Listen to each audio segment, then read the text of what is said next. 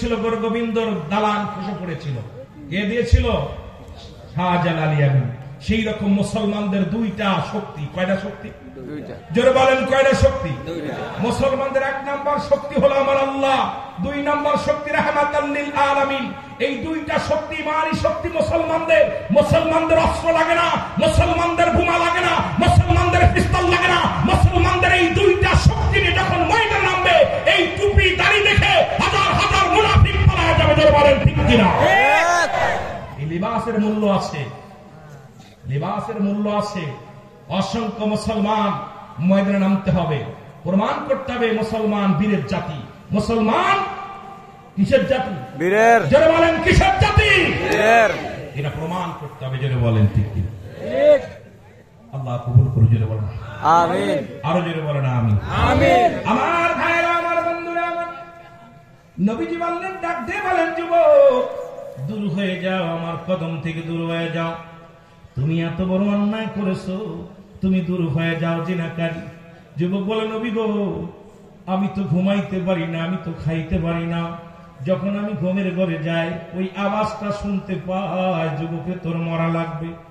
আমি যুবতী, আমার সর্বনাশ করলে আমি আল্লাহর আদালতে মামলা দিলাম, আল্লাহ যেন কোনদিন তোরে ক্ষমা করে না। নবী কয়, দূর হয়ে যাও, আমার কদম থেকে দূর হয়ে যাও।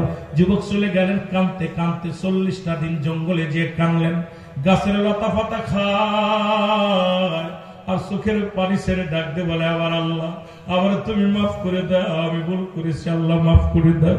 এরা আখেরি নবীর উম্মতেরা সব, এই নবীর উম্মতের কত পাওয়ার, কত শক্তি রে মুসলমান। ক্ষমা চাইতে দেরি, মাফ করতে আমার আল্লাহ রাজি। সঙ্গে সঙ্গে আমার আল্লাহ মাফ করে দিবে। ওরে আদম আলাইহিস সালামের ঘুরাইল 350 বছর বইরা, আখেরি নবীর উম্মতের একদিনও ঘুরাইবে না। ভুল করেছো, মাফ চাও। আল্লামা খুদবি রাহমাতুল্লাহ বয়ান করে, বান্দা হাজার গুনাহ করেছো, আকাশ থেকে জমিন পর্যন্ত গুনাহ করেছো। বান্দা যখন কবরের কথা মনে পড়ে যায় রে, বান্দার যখন মরণের কথা মনে পড়ে যায়, এই বান্দা যখন চোখের পানিতে ডাকতে বলে, রব্বে কারীম, আমি অপরাধী, আমার তুমি ক্ষমা করে দাও। ওরে মুসলমান শুনে নাও, চাইতে দেরি, আমার আল্লাহ ক্ষমা করতে দেরি করবে না। জোরে জোরে চিল্লায় বলা যাবে না আল্লাহু আকবার। আমার যুবক ভাইরা শুনে না, যে কথাগুলো আমি বলি কান্না লাগা শুনো।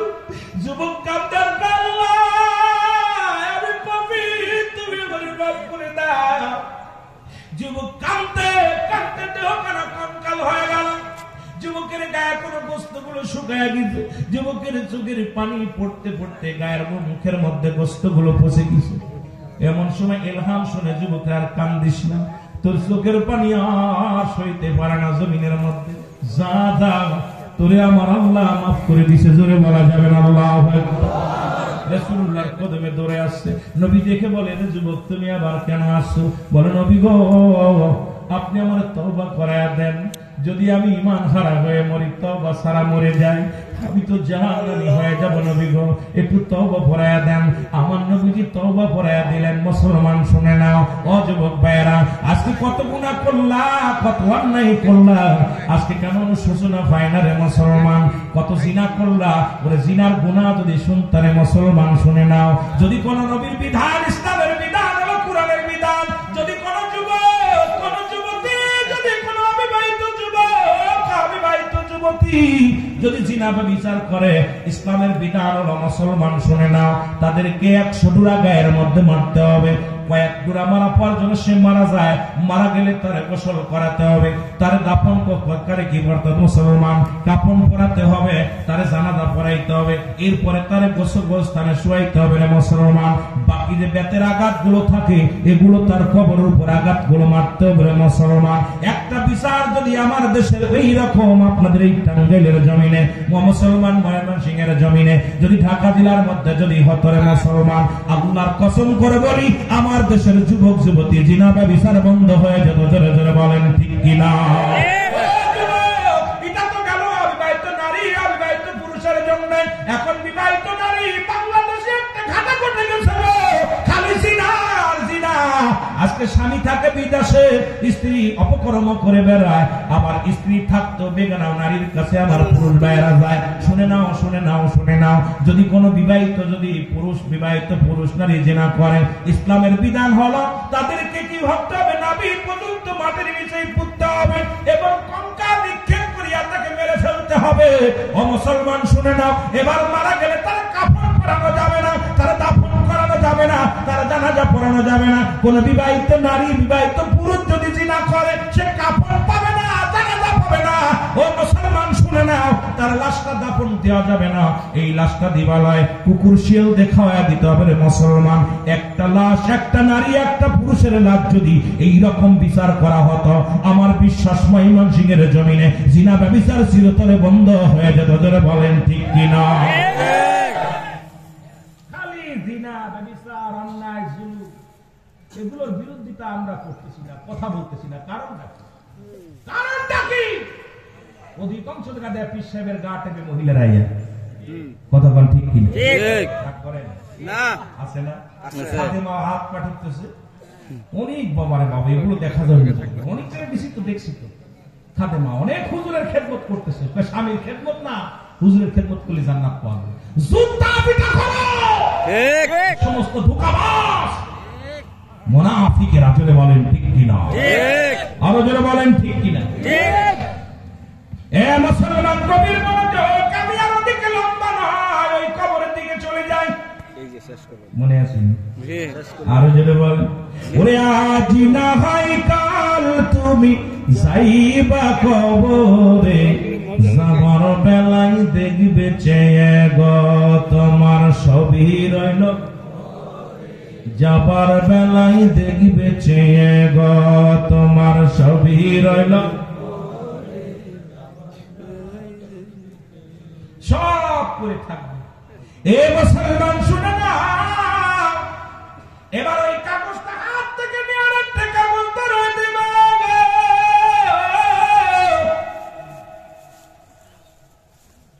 দেখবে কত রাকাত নামাজ তুমি কাজা করেছো, কোন জায়গা কোন মহিলা নিয়ে গল্প করেছিলাম, কোথায় তুমি মদের প্যান্ডেলে বসেছিলাম, কোথায় তুমি গানের প্যান্ডেলে বসেছিলাম, কোথায় তুমি রঙ্গ মেলা করেছিল। রে মুসলমান, ডাকতে বল বান্দা লেখো, তুমি এটাও লিখে দাও। বান্দা বলবে এইগুলো অন্যায় তো আমি করি নাই। ও মুসলমান শুনে নাও, এবার কম্পিউটারের মতো এই যে ভিডিও হয় প্লেস গুলো সামনে হাজির করব, কত মাস, কত তারিখ, কত সেকেন্ড, কোন বছর সামনে হাজির হয়ে যাবে। বন্ধু, পালানোর কোন পথ নাই, পালানোর মতো পথ নেই। ডাকতে বলবে ও আল্লাহর ফেরেশতা, আমি তো অন্যায়গুলো করি না, আমার যেগুলো লেখায় না। এর মুসলমান ডান দিক থেকে মাটিগুলো চাপ দিবে, ডান দিকের হাড্ডিগুলো বাম দিকে চলে যাবে, বাম দিক থেকে চাপ দিবে, ডান দিক বাম দিকের হাড্ডিগুলো ডান দিকে চলে আসবে। কবরবাসী এত জোরে চিৎকার মারবে, ওই দুনিয়ার মানুষ যদি এই শিক্ষা শুনতে পারত, দুনিয়ার মানুষগুলো হাত ফেল করে মারা যেত। জোরে বল আল্লাহু আকবার। দুনিয়ার মুসলমান,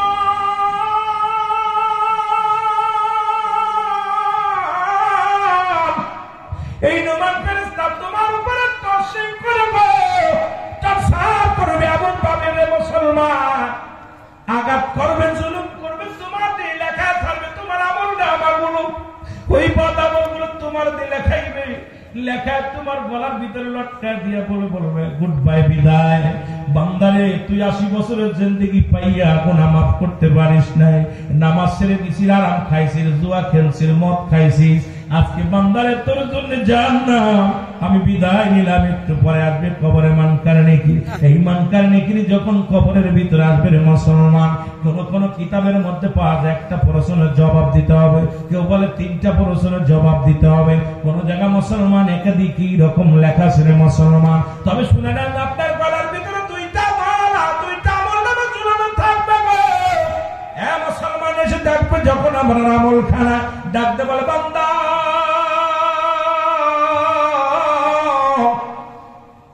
এই 80 বছরের জিন্দেগি গুনার গুনাহ মাথায় নিয়ে কবরে আইছো, তোমার তোমার জন্য জাহান্নামের দরজাগুলো খুলে দেয়া হবে। কিয়ামত পর্যন্ত কবর থেকে একটা রাস্তা করে দেয়া হবে। এই রাস্তা দিয়ে সব কিছু আগুন সব কিছু আপনার কবরে আসবে। মুসলমান, একদিন দুদিন না, আবাদান চিরস্থায়ী। একদিন সকাল আর সন্ধ্যা নয়, কবরে কোনো রাত আর দিন নয়। ও যে আযাব শুরু হয়ে যাবে কবরে আযাব। যদি বিশ্বাস না হয়, বাড়ি যাবেন, আপনার বাবার কবরের পাশে একটা গরু বাঁধবেন, গরু বাঁধিয়া সুন্দর খাবার দেবেন, খাবার দিয়া একটু আড়ালে দাঁড়ায় থাকবেন, দেখবেন গরুটা রশি ছিঁড়াছিঁড়ি করবে, টালুমালু তাকাবে, গরুর চোখ দিয়ে টলমল করে পানি ছেড়ে দিবে। একমাত্র মানুষ এবং দানব কবরে আযাব বুঝতে পারে না, সমস্ত প্রাণী বুঝতে পারে ওই কবরের চিৎকার। বাবা তাদের বিদায় নিতে আল্লাহ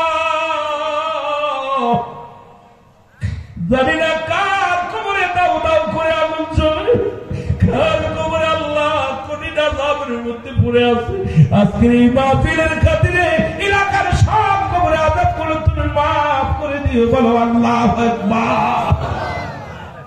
এ মুসলমান কবির মনোযোগ, এবার জান্নাতি যখন কাগজটা দেখবে, ডাকতে বলবে বান্দা এই নাও তুমি জান্নাতে চলে যাও রে বান্দা। ওই জান্নাত থেকে একটা দরজা খুলে দেয়া হবে, ওই জান্নাতি মানুষগুলো শান্তির মধ্যে থাকবে।